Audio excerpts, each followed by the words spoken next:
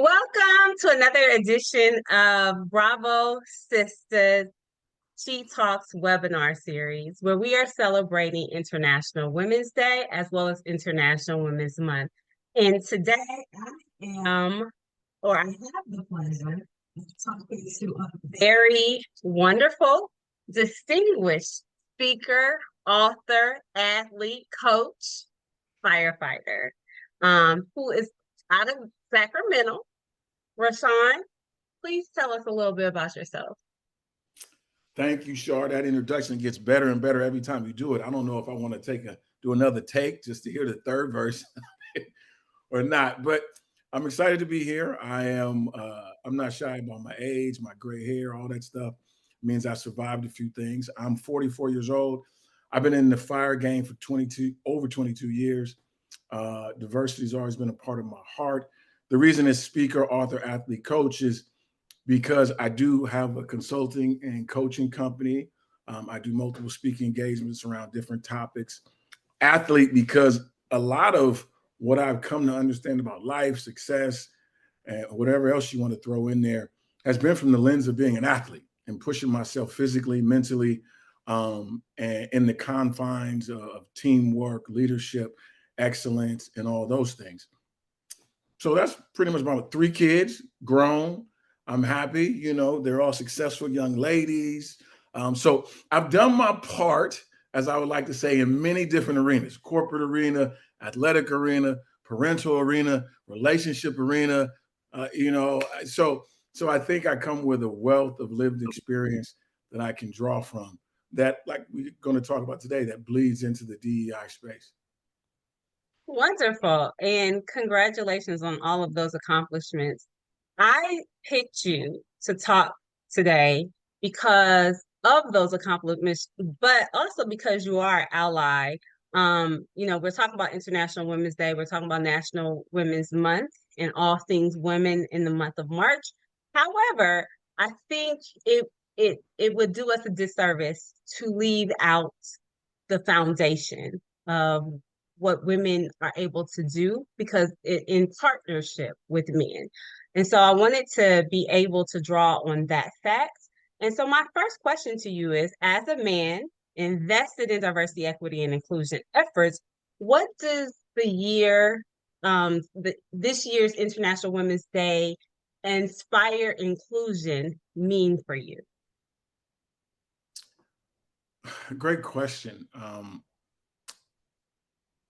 I think a day in which we celebrate anybody in our society is a day in which we recognize through words and through actions the diversity of our society. And I know you know this term intersectionality very, very well. And so I think by highlighting, like I said, anybody in our society, it highlights that we are a very diverse society. And it's a pause to say we're very diverse for many reasons, but on this day, we're going to look at this through this lens and highlight this specific ethnicity, group, gender, whatever you want to say, to highlight diversity. So for me, it's the beginning. It's a beginning step. It's like an acknowledgement. I remember I was talking to somebody earlier today. We can have a whole list and a litany of things we want to get accomplished, but we have to have a starting step, and that starts with accountability. And so I believe that acknowledging, International Women's Day, and if you look at the road in which it came to be acknowledged, the fight, the suffrage, all this other stuff, you'll understand that it's the beginning. It's the step we stand on to enable us to see a better vision, but it's not the end. It's not the middle. It just happens to be a milestone that we acknowledge how far we've come and how far we have to go, not just with women, but with any other marginalized or sectionalized group of our diverse society. I love how you said that. It is the beginning. And again, I wanted to have this conversation with you as a man who is in the diversity, equity, inclusion sector. What do you think some of the things that we need to be championing? The theme for this year is inspire inclusion. And to me, it's very difficult to inspire inclusion if we don't understand what inclusion really means? Like, how are we showing up to places? How are we being invited to places? What are we doing when we get to those places? Who who's the champion in the room? Who's the advocate in the room? All of those things are important when we're talking about inspiring inclusion. And for me, just to be honest, I am a certified diversity inclusion practitioner, and it is extremely hard sometimes because there's so much fluff in diversity and inclusion, and it's a lot of lip service, and it's not always top down. It's somewhere in the middle somewhere, and it's the champions at the bottom who are rallying to fight for the inclusion, the diversity, the equity, the belonging, and they're not always heard. So give me your take on how this theme integrates into everyday normal society, work, play, life. Man, that question, great. Being honest with you, that question is so multifaceted and is so deep. Uh, uh, uh, uh, Only a fool would think they can answer that in the time we have here. So, out of respect for the struggle, I'll try to stay on what I can stay on because there's so many different parts to it. But as I heard you,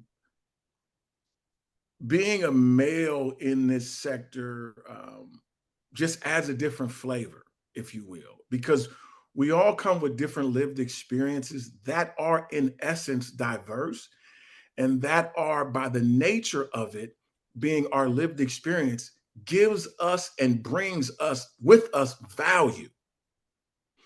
And everyone, when you were talking about that, everything about inclusion and inspiring inclusion and diversity brings me back to, I think it was Michael Jackson that said it, the man or the woman in the mirror. And I think for me, especially in my space, which hopefully we get to in the fire service, we've looked at diversity, inclusion, equity, and belonging as a strategic X and O implementation of things. Add more of this, take this out, do this, do that. For me, where I sit now, after all the years I have in the service, I'm starting to believe and understand diversity is the art of integration. It's not the science of it. So I'll say it again. For me, diversity is the art of integration where it leads people to a personal choice to desegregate. And I say this from Dr. Martin Luther King's statement of you can legislate segregation, but integration has to happen in the hearts and minds of people. And when I go back to what Michael Jackson said, the scariest thing to look at is my true authentic self in the mirror. So when you talk about fluff and things start and stop, in my industry, we experience that tenfold. And what I'm coming to understand is the reason why is because we are all on some level very uncomfortable looking at ourselves, exploring ourselves. And we have not been provided with a safe template on how to do that. Because diversity for me and inclusion isn't just about ethnicity, gender, and all these different visual things. There's diversity of thought. There's diversity of opinion. There's diversity of so many different things. And so when I start to think about what are some of the things that impede that, it all comes back to self. What am I comfortable with? What am I not comfortable with? What can I talk about safely? What can I not talk about safely? Because I wrote this yesterday, and specifically about diversity. I said DEIB materializes from the emotional safety of an organizational culture, not from the intent or desires of leadership. And emotional safety for me comes from when you've done the work to know, like you said, how you show up, how you invite, how you do. When you know yourself to know, I come off like this. And when you're aware of that, you now have the keys to provide emotional safety to people to show you their true, authentic self. And through that discovery, that's where equity is formed. That's where inclusion is formed. And that's where belonging is formed. The backbone of all of this, I will give you, is the model for how you do a blended family. Mm. When you, That's not always easy. it's never easy. It's never easy. Because when you think about the road of diversity, equity, inclusion, and belonging, from a strategic standpoint, it says add this, omit that, take this, shift this around. When you think about a blended family, you like, man, how we make this work? We ain't got no choice. And it's all, think about it. It all starts from love. Because I love you, my partner, or whatever, I'm willing to do this. I'm willing to do this. When we come to work, it ain't because I love it. Most of the time, I mean, in a great environment, is a lot of time I got to pay the bills. I got to do this. I got to do this. So we come to it from a place of tolerance. Mm. I can tolerate this long enough because it meets this need, and then I'm out in my own environment. X's and O's, strategies and implementation. A blended family is not that. It's the art of how do you integrate these blended individuals to get them to the point where they choose to come out their rooms and desegregate. Mm. So, Rashawn, what I just got from that is that we just need to go to these corporations, these organizations, these people, and we need to talk about co-parenting and how you work together to find a common ground to alleviate the issues, to support and encourage the growth, development, and the love within this community of a family, not by necessity, but by choice. And I think so often, I'm not a corporate girl anymore. I quit that a long time ago. I don't fit in. Because I'm the one fighting for the rights, right? And that doesn't always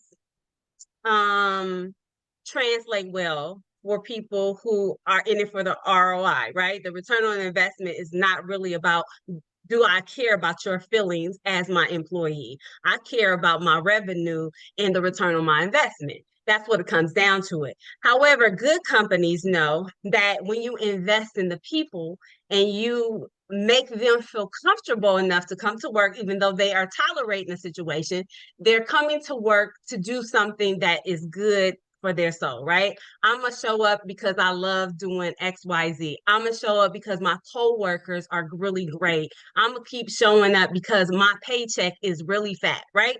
So all of these things make for employees. But at the end of the day, when we're looking at organizations who are looking at the return on investment and not the return on the equity of the individuals, there becomes an issue. So let's talk about that.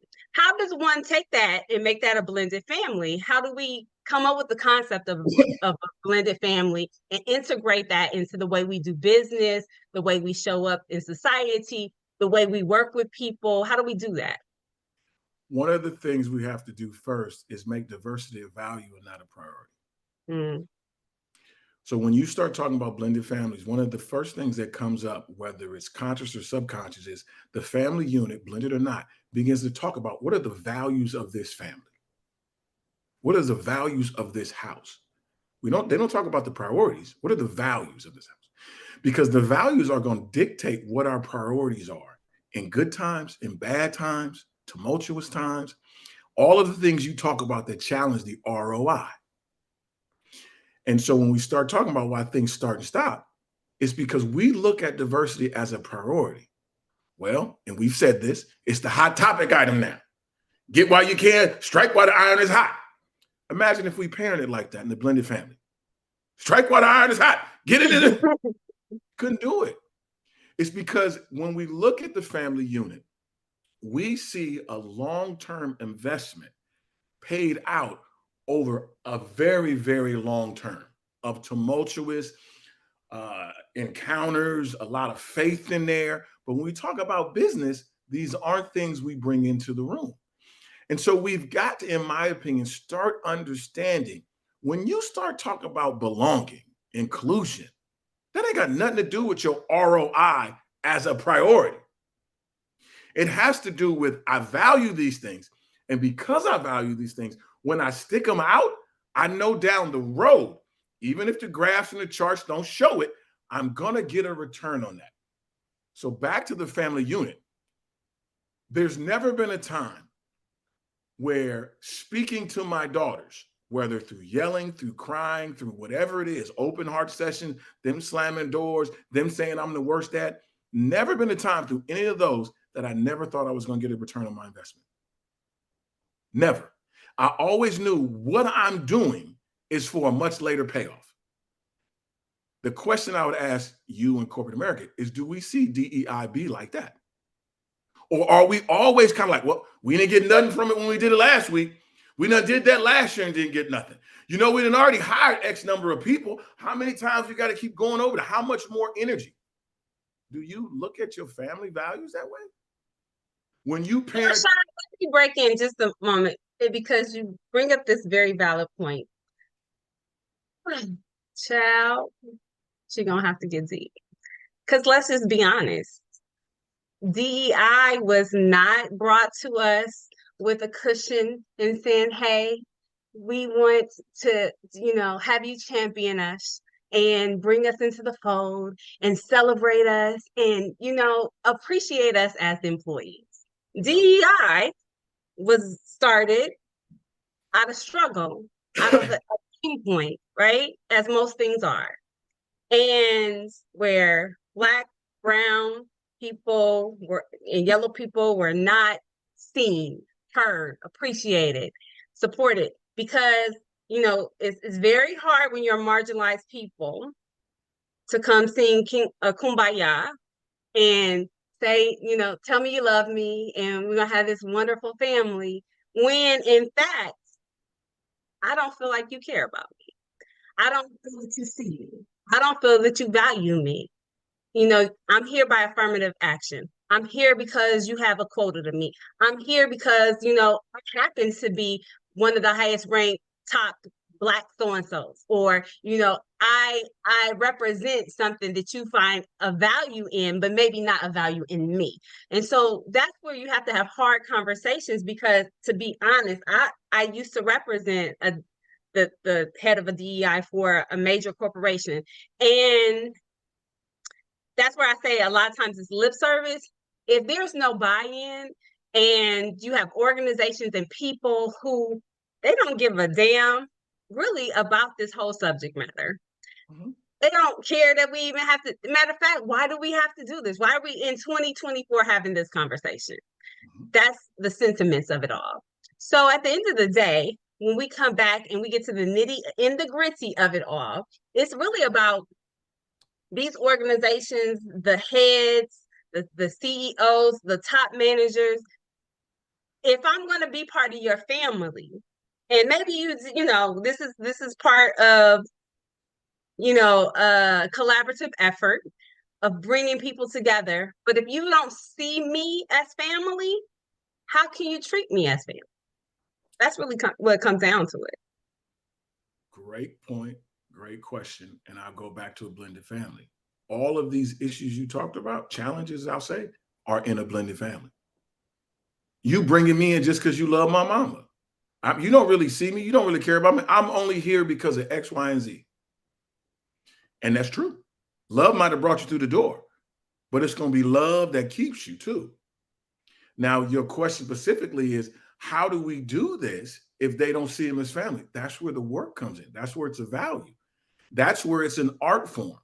Integration is an art form. It's not a science. Every individual is different. Every individual, like you illustrated, has a different viewpoint of why am I here? What do you value about me? Positive or negative? And this is where I say there needs to be a family-based template on how we have these conversations. It's not about the bottom line. And I understand in corporate America, it is. But my challenge will be, how do we connect the bottom line to something synonymous with how you feel? Because I guarantee you my bottom line goes up if you feel included. This is why we are getting traction on the DEI, is because I know through science, If you feel like you're included, you perform better. All of the statistics, you show up more, you call in sick, all of the numbers show the company saves money. But way up at the top, do we really connect the bottom line to how you feel? To the point to where we will value uncomfortable conversations with the understanding that even though my daughter may be mad at me today for the conversation we had, I know when she looks in the mirror and reflects, she's going to see the love in the fact that we had the honest conversation, not that we avoided it. And a lot of DEIB is not about solutions in this moment. It's about honest conversations. Because watch this. I had this very conversation with somebody talking about to a person who's a minority. Well, as a Caucasian male, I feel excluded. The common sentiment is, what the hell? How in the world could you? But if we champions of diversity, that's a diverse thought. It's a very diverse thought. It doesn't mean I have to agree. It means I have to sit, listen, and hear you out because that's a diverse thought for you. Conventional wisdom would be like, man, that's wrong. Read this book. Get away from me with that. I don't know how you feel like that. It would be attacked. And my question is if I would attack that, but expect them to listen to me, who's the hypocrite? And this is why I say in this space, DEI is not so much about what was accomplished. It's more about what was talked about honestly. Honestly, with a template that gets us to say, I hear you. I can see where you're coming from. Because that is the art of integration. And when we go back to the family unit, it's not that the kid is wrong. It's not that the parent is right. It's daddy, you don't hear me. Mm-hmm. And so when I take it to the family unit, a lot of this is emotional intelligence because what we're talking about is, like I said, the man or woman in the mirror. Do you know how you show up? Do you know what you're ready for, where you're at emotionally? Do you know when you stop listening? Do you know when you are challenged with being honest and you choose safety over honesty? Because how we gonna move a needle forward if you ain't telling me how you really feel? I agree with all of that. And we could have this conversation forever. We're running out of time, but I want to kind of go back so that we can go forward in the sense that we're talking about International Women's Day. I don't want women to feel excluded because, conversation is really about how do men ally or become allies for women in this DEI space. And for you, how have you done that? I'm gonna share a simple story that to women is so apparent, but to me and other men is so much in our blind spot. To your point about how do we become an ally? I think we become an ally by a few things. One, being accountable for what we see isn't always what we see, and what we see isn't always the way it should be. Owning that accountability first, because that then opens up my heart to be compassionate towards, tell me how you see it. Tell me what makes sense and feels right to you. That's to me the beginning of allyship. If I come to you with, well, I got the right to be right, and what I think is the way it should go, I'm not an ally. I'm just trying to use you to get somewhere for whatever reason. So the story I will tell you is in the firehouse, there are certain stations where you have your own room and certain stations where you don't. And there's like what we call open, open bunk areas. Obviously, 2024, we have women in our department. Not as many as we probably would like or we probably need, but we do have them. So now you bring a female into the station and what's the sleeping arrangements here? The open area, right? Now, I happen to be fortunate and be a captain at a station that have my own private bedroom. And tradition is the captain, company officer would get the private bedroom because, you're the company officer, separation a little bit. Okay, whatever. So on many occasions, I had a female on my crew that was there. Long story made short, I don't want to say I played a game. I challenged her to have an uncomfortable conversation with me because in the morning when I would come into my shift, she would be going off of her shift unless she was working overtime with us. And on her shift, she would sleep in the bedroom because her crew agreed to let her have the private bedroom. Her captain did that.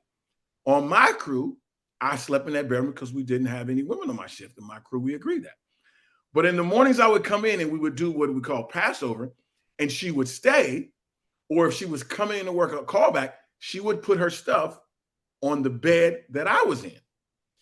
And formality and tradition is, when you're going off or switching over, you move your stuff out so the incoming crew can put their stuff in the room. I would notice repeated times she would just leave it there, but wouldn't have any conversation. So I would put my bag by the door, kind of as a passive aggressive way to inform you, hey, I'm here. You know what I mean? Or you going to vacate the room? All the while knowing I would give her the room. I had no problem with it. Didn't bother me.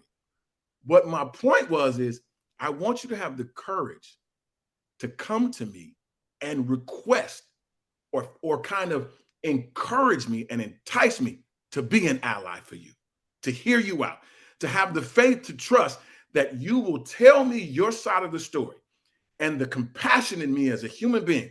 I will hear you. I may not agree, but I will hear you.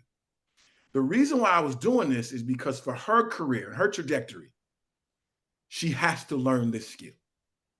Because what happens if somebody is bullish like me and they don't care and they're going to stay in their ignorance? They're comfortable staying in this ignorance. I think I have an ear to it because I'm a minority. I understand what it looks like and feels like. But I also understand I can't enable you to make assumptions in this space. So I was really on this track to help her grow. Long story short, it boiled out to a conversation in my office. I said, hey, let me talk to you. We had a whole conversation and I heard her out and I explained to her what I was doing. And she said, are you doing a Jedi mind trick on me? I said, no. I said, I'm just trying to prepare you for the road I know you have to travel here to help all of us grow. And you being silent and making assumptions doesn't do it. End of the day, we had an agreement that whenever she comes and I'm there, I'm gonna take the other bedroom. It's not a problem to me, but I want you to speak up for your space. I want you to defend. I want you to have courage that we will defend you. We will be an ally. We will hear you out, not connected to outcomes or results. And through that conversation, funny story, I learned it's uncomfortable to sleep in a bra. It's very uncomfortable as a woman to sleep in a bra. So when we have to get up on calls in the middle of the night, she prefers not to, have to put a bra on or try to put it on in the room with everybody else. Now, like I said, as a male, this is not my day-to-day reality. I would never assume or think this is, a point of uncomfortability for you.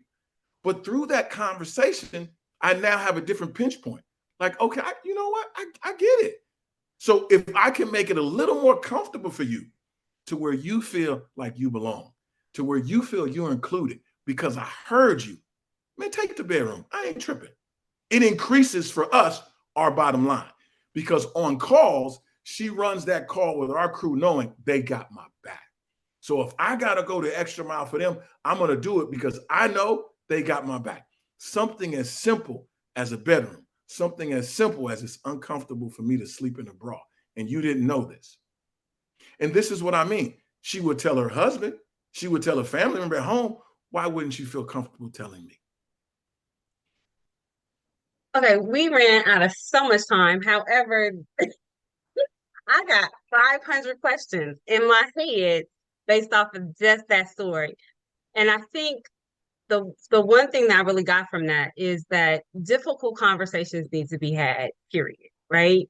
And it doesn't matter if you're upper level management or if you are doing the shift work in a construction site, right? Or, factory. The conversations need to be had. And oftentimes they're not had because they are uncomfortable. But a lot of times they're not had because I don't trust you. to stand in the gap for me, right? Mm-hmm. Especially when you're talking about male-female dynamics, right? And you're in a male uh centered job. And so oftentimes, if I am the woman in that particular role, it's not that I don't want to have the conversation. I don't know if you really are my ally. And so that goes into a whole nother scope of questions and stories and all that. So we're gonna have to come back. But to that point, that's where the organization can be strategic by providing frameworks that protect her, them, and they from consequences. They protect the framework. For example, the blended family, values and all this other stuff, priorities, all this stuff. We gonna have a conversation, but you ain't about to beat my kids because you mad. You see my point? That's where the organization goes. Y'all can talk it out, but you're not about to do this kind of behavior just because you're unhappy. That's where I think organizations can step in that strategic space and provide those things, because you're absolutely right. Who moves first? I don't trust you. You want my honesty? I need safety. Who gonna give it? How we gonna talk about it? Same stuff that happens in the family. Same stuff that happens. That's why I say, Sha, it is an art of integration. It is not a science. Well, that we're out of time. And again, we need to further this conversation, especially about the blended family, because I have just learned how to co-parent in the last 2 years.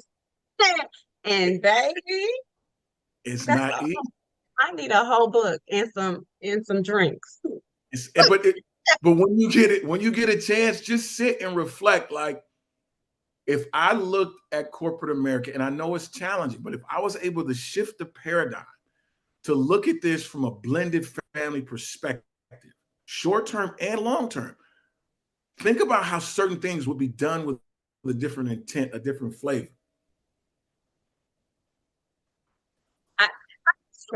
And it makes a lot of sense. Even when you said it, I was like, hold up.